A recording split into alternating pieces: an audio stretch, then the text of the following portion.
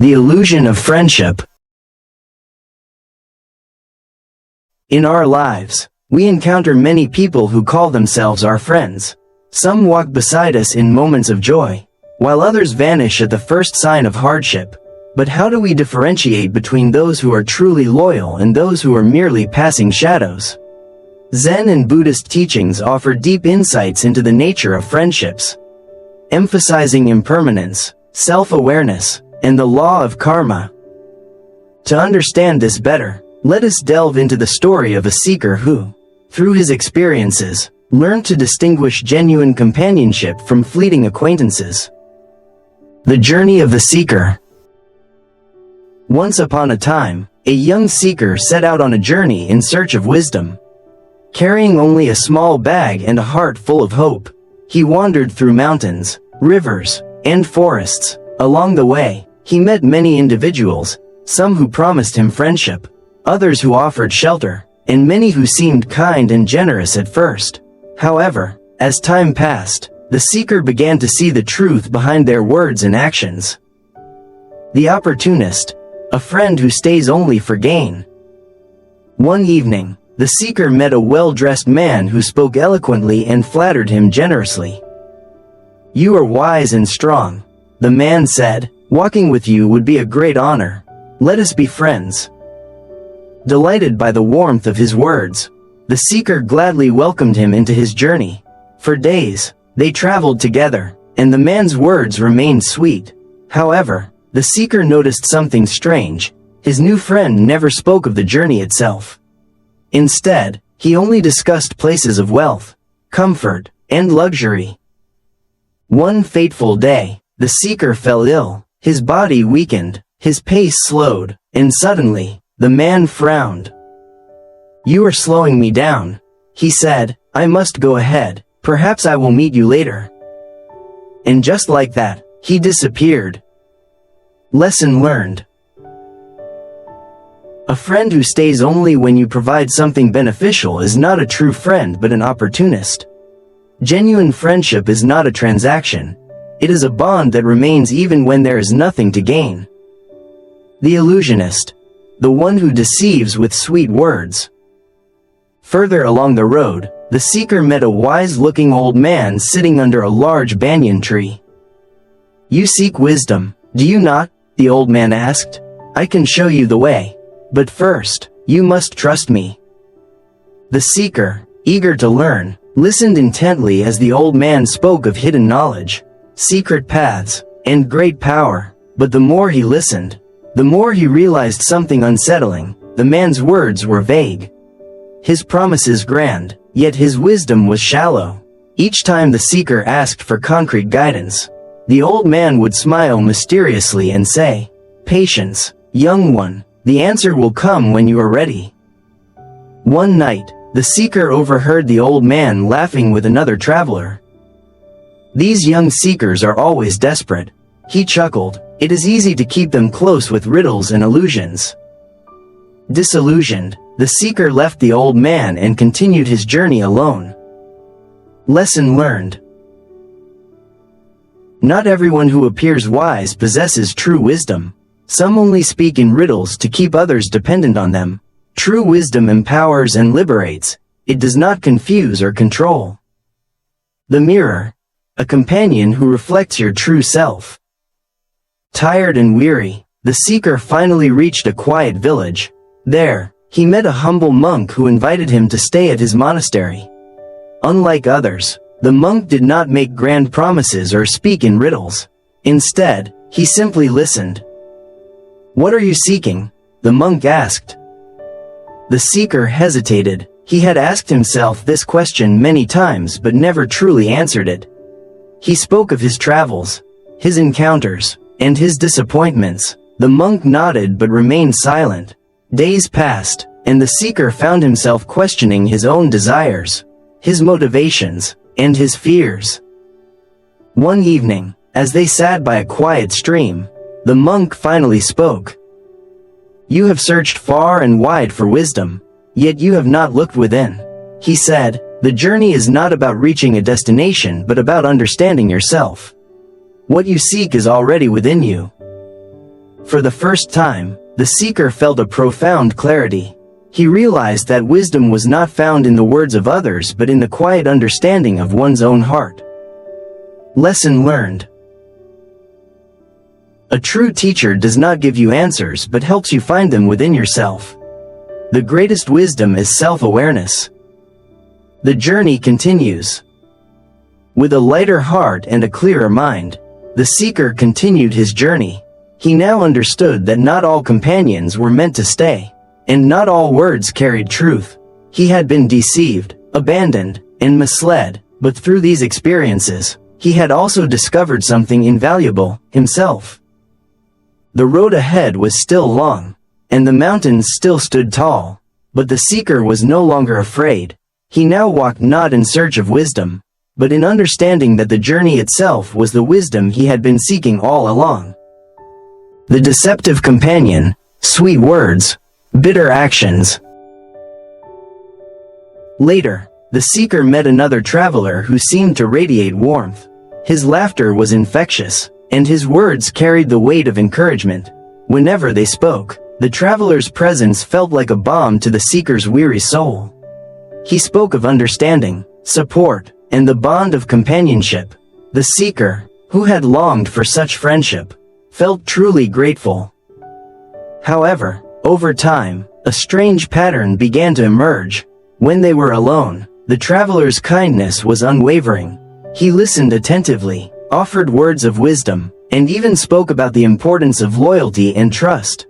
But in the presence of others, his behavior changed. His words, once gentle, turned into sharp arrows of mockery. He laughed at the seeker's ideas, dismissed his concerns, and exaggerated his mistakes for the amusement of others. At first, the seeker tried to ignore it. Surely, he thought, it was just friendly teasing. Perhaps he was being too sensitive. Yet, with each passing day, the sting of humiliation deepened. The contrast between the traveler's private kindness and his public ridicule was too glaring to ignore. One evening, as they sat by the fire under the vast sky, the seeker found the courage to speak. "You speak to me as a friend when we are alone, yet in public, you ridicule me. Why?" The traveler laughed, waving his hand dismissively. "Do not take it seriously," he said. "It is only words. Do we not jest with those we care about?" The seeker looked at him carefully, his heart heavy with realization. "If your words were truly light, why do they feel so heavy upon my heart?" he asked. "If you care for me, why do you only show it in the shadows and hide it in the light?" The traveler shrugged. "It is how the world works. We laugh, we jest, we move on." But the seeker understood then that not all laughter is filled with joy, and not all words of kindness hold sincerity. The illusion of friendship. The Buddha once said, "An insincere friend is more to be feared than a wild beast. A wild beast may wound your body, but an insincere friend will wound your mind." The seeker had encountered not a friend, but a companion of convenience, one who gave warmth in private but sought approval from the crowd in public. Such people value their own image over the bonds of loyalty. They do not seek connection, but validation. Their kindness is not a gift, but a tool, used when beneficial and discarded when inconvenient. The traveler's words had been empty, void of sincerity. They were not rooted in truth but in performance. The seeker realized that true friendship is not about words alone, it is about action. About consistency, about standing firm whether in light or in shadow. The nature of true friendship. Buddhism teaches that true friendship is a rare jewel, one that should be nurtured and protected. A kalyana mitta, spiritual friend, is one who uplifts, supports, and stays constant regardless of circumstances. In the Sigalovada Sutta, the Buddha described 4 types of false friends. 1. The taker, one who is only there for personal gain. 2. The talker, one who speaks sweet words but does nothing to help. 3. The flatterer, one who only agrees to please, with no sincerity. 4. The reckless, one who drags you down rather than lifts you up. The traveler had been both the talker and the flatterer. He had spoken beautiful words, but his actions betrayed his true intentions. In contrast, a true friend exhibits these four qualities. 1. They stand by you in times of need. 2. They protect you in your absence. 3. They offer wise counsel. 4. They encourage you to grow. The seeker realized that friendship is not proven through occasional kindness, but through unwavering presence. A real friend does not belittle in the presence of others. They do not turn friendship into performance. They do not weave kindness in whispers and weave cruelty in laughter. Walking away from illusion. With this realization, the seeker chose to part ways. He harbored no anger, for he had learned that not all who walk beside us are meant to walk with us. Some are mere shadows, appearing when convenient and disappearing when truth is required. He bowed to the traveler in gratitude, not for the pain, but for the lesson. Then, he continued his journey, lighter than before. As he walked, he remembered the words of the Buddha. An insincere friend is like a shadow that follows you in the sun but leaves you in the dark. And so, the seeker journeyed on, seeking not the warmth of false companions, but the light of true friendship. The fair weather friend, here in joy, gone in hardship. As the seeker continued his journey, he encountered a group of travelers who welcomed him with open arms. They laughed together, shared food, and spoke of loyalty as though it were unbreakable. Their words were filled with promises. "We are brothers," they said. "We will face all hardships together." The seeker, weary from the road, felt comforted. For a time, everything was easy. The sun shone brightly, the path was smooth, and there was always food and drink to share. The companionship felt genuine, and the seeker thought he had found true friendship. But one day, the sky darkened, a great storm arose, fierce winds howled, and the river swelled, blocking the road ahead. The once friendly path turned into a treacherous landscape. Food supplies dwindled, and fear crept into the hearts of the travelers. The seeker turned to his companions, hoping for the same warmth they had once offered so freely. Yet, one by one, they began to leave. Some made excuses. "We must turn back while we can." Others blamed the seeker, whispering that perhaps his presence had brought misfortune. Some simply disappeared without a word, their friendship vanishing as quickly as the sunshine that had once bathed their journey. Soon, only one man remained. Though exhausted, hungry, and battered by the storm, this man did not abandon the seeker. He shared what little food he had left, walking beside him through the mud and rain, never complaining, never hesitating. Step by step, they pushed forward together. When the storm finally passed and the skies cleared, the seeker turned to him and said, "You are the only one who stayed." The man smiled, his face lined with fatigue but his eyes steady. Friendship is not proven in times of ease, but in struggle. Words mean little when the sun is shining, but true loyalty is revealed when the storm arrives. The nature of true and false friends. Buddhism teaches that there are two kinds of friends in life: those who are drawn to pleasure and those who are drawn to virtue. The first type, the fair weather friend, is like a fragile leaf, staying close when the wind is still but scattering the moment a storm arrives. They thrive in celebration, but in hardship, they vanish. Their friendship is conditional, based on comfort and convenience rather than sincerity. The second type, the steadfast friend, is like a deep-rooted tree. Even when the storm rages, they remain. They do not promise loyalty, they live it. They do not speak of eternal bonds, they prove them through action. The seeker had been surrounded by fair weather friends, drawn to the joy of the journey but unwilling to endure its hardships. Yet, in the end, only one true friend remained, showing that friendship is not measured in words but in deeds. A lesson from the Buddha. In the Sigalovada Sutta, the Buddha describes 4 types of insincere friends, warning that these individuals only stay as long as they benefit from the relationship. 1. The self-seeker, one who befriends you for personal gain. 2. The sweet talker, one who speaks beautifully but does not act. 3. The flatterer, one who always agrees but lacks true sincerity. 4. The opportunist, one who is present in joy but absent in suffering. The travelers who abandoned the seeker embodied these false friendships. They celebrated together when all was well but had no commitment when difficulties arose. In contrast, the true friend possesses 4 qualities. 1. They remain when others leave. 2. They share what little they have, even in hardship.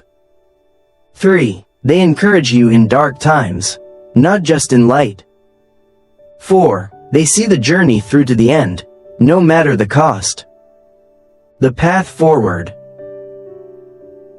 The seeker understood then that friendship is not about numbers, nor about words spoken in times of ease. It is about who stands beside you when all else fades away. With this realization, the seeker walked forward, carrying not the bitterness of betrayal but the wisdom of experience. He had not lost many friends, he had merely discovered who his true friend was. And that, he understood, was worth more than 1,000 companions who only walked beside him when the sun was shining. The mentor, a friend who encourages growth. Finally, the seeker met a wise traveler who was different from any companion he had encountered before. Unlike those who spoke endlessly to impress or to win favor, this man spoke little but listened deeply. He did not offer empty praise, nor did he try to win the seeker's trust with exaggerated words of admiration. Instead, he asked questions that made the seeker think, reflect, and reconsider his path. At first, the seeker felt uneasy. He had grown accustomed to those who flattered him, who assured him that he was wise, capable, and destined for greatness. But this man did none of that. He did not feed the seeker's pride, nor did he soothe his insecurities with comforting words. One evening, as they rested by a quiet stream, the seeker finally asked, "Why do you not praise me like the others do? Do you not think I am worthy?" The old traveler smiled, his eyes steady and kind. "I do not wish to blind you with comfort," he said. "A true friend does not tell you what you want to hear, but what you need to know. Praise can be like honey, it is sweet, but too much of it clouds the mind." The seeker was silent, contemplating these words. He had spent much of his journey surrounded by those who flattered him. Yet when hardship came, they vanished. Was it possible that their words had not been friendship, but mere convenience? The nature of true mentorship. Over time, the seeker came to realize that this man was his most valuable companion. Unlike those who sought to elevate his pride or benefit from his company, the wise traveler had no desire for personal gain. He did not disappear in hardship, nor did he fill the seeker's mind with illusions. Instead, he guided him toward wisdom, not by dictating the path, but by helping him find the answers within himself. Buddhism teaches that a true teacher does not simply provide knowledge but encourages self-discovery. In the Kalama Sutta, the Buddha advised, "Do not believe something just because it is repeated often. Do not accept something simply because it is written in scripture or spoken by a respected teacher. Instead, test it, question it, and only accept what leads to wisdom and compassion." The wise traveler lived by this principle. He did not demand blind obedience. He did not present himself as superior. Instead, he asked questions that led the seeker to examine his own assumptions, fears, and desires. The value of a friend who challenges you. The seeker thought of all those who had surrounded him before, those who praised him without thought, who nodded in agreement no matter what he said, who never questioned his decisions. At first, their presence had felt reassuring, but now he saw that their approval had been empty. They had not helped him grow, they had merely shielded him from discomfort. A true friend, he realized, is not one who avoids conflict or tells you only what pleases you. A true friend challenges you when you are wrong, pushes you to improve, and does not allow you to remain stagnant. In Buddhist teachings, this type of friendship is known as kalyana mitta, the noble friend. A kalyana mitta is not someone who simply agrees with you but someone who helps you cultivate wisdom, integrity, and self-awareness. The Buddha himself emphasized the importance of such companions, saying, "Admirable friendship is the whole of the spiritual life. For without a friend who challenges us, how can we grow? Without a mentor who guides us toward wisdom, how can we reach enlightenment?" Choosing the right companion. The seeker understood now that not all who walk beside us are true friends. Some seek only comfort, some avoid difficult truths, and some remain silent, even when they see us walking toward harm. But a real friend, a rare and precious gift, is the one who helps us see beyond our illusions. And so, the seeker continued his journey, no longer seeking praise, but seeking truth. Self-reflection. Why do we attract the wrong people? Friendships are not just about the people who come into our lives, they are also reflections of who we are.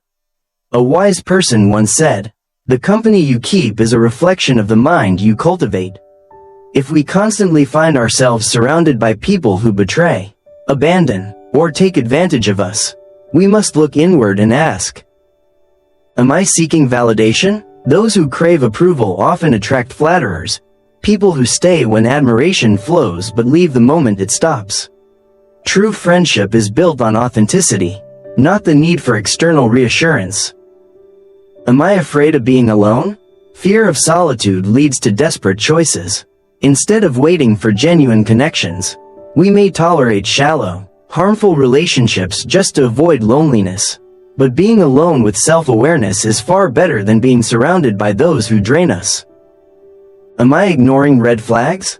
Often, we see warning signs, dishonesty, manipulation, inconsistency, but choose to overlook them out of hope, attachment, or fear of loss. Wisdom comes when we recognize that not everyone who enters our life is meant to stay. Buddhism teaches that our external world is a reflection of our internal state. If we wish to attract genuine, kind, and supportive people, we must first cultivate these qualities within ourselves. Only by strengthening our own sense of self-worth can we create the space for meaningful and lasting connections. How to cultivate true friendships. How to cultivate true friendships. 1. Be the friend you seek. If you desire honesty, be truthful in your words and actions. If you value loyalty, stand firm in your commitments. If you seek wisdom, nurture it within yourself. Friendships are mirrors. What we offer is often what we receive. 2. Let go of attachments. Not all who enter our lives are meant to stay. Clinging to those who repeatedly show they are not aligned with our path only creates suffering. Letting go is not a loss but an opening, a space for genuine connections to flourish. 3. Value depth over quantity. A single sincere friend, one who stands by you in both joy and hardship, is far more valuable than 100 acquaintances who vanish in times of need. Quality in relationships brings true fulfillment, while superficial bonds only lead to emptiness. 4. Develop inner peace. When you cultivate peace within, you naturally attract those who are also at peace. Those who seek to fill their own voids through you will no longer find resonance. For a heart that is whole does not seek completion in another, it shares. But it does not depend. Buddhism teaches that true friendship is not about possession, but about presence. To find meaningful connections, we must first become the kind of person we wish to meet. Final Zen teaching: the empty cup and the true friend. A Zen master once said, "If your cup is already full, you will not recognize fresh water." If our hearts and lives are cluttered with false friendships, shallow connections, and attachments to those who do not nurture our growth, we leave no space for true companionship. the more we cling to illusions, the more we deprive ourselves of the relationships that truly matter. Let go, not with bitterness, but with understanding. Friendship, like all things, flows with impermanence. Those who leave teach us the value of presence, and those who stay reveal the essence of sincerity. When we stop chasing, stop filling our lives with distractions, and simply create space, the right people will come, not as fleeting visitors, but as steady companions on the journey of life. True friendship is like the lotus flower. It does not require perfect conditions to bloom. It rises through the mud, through struggle and imperfection, yet remains untouched and pure. A real friend does not seek you for convenience but walks beside you through storms and still waters alike. So, cultivate your own lotus, nurture clarity, self-awareness, and wisdom within yourself. Do not seek friends to fill a void, but rather, be a presence so whole that only those who truly resonate with your spirit will find their way to you, not as shadows in the mist, but as unwavering lights along your path to truth.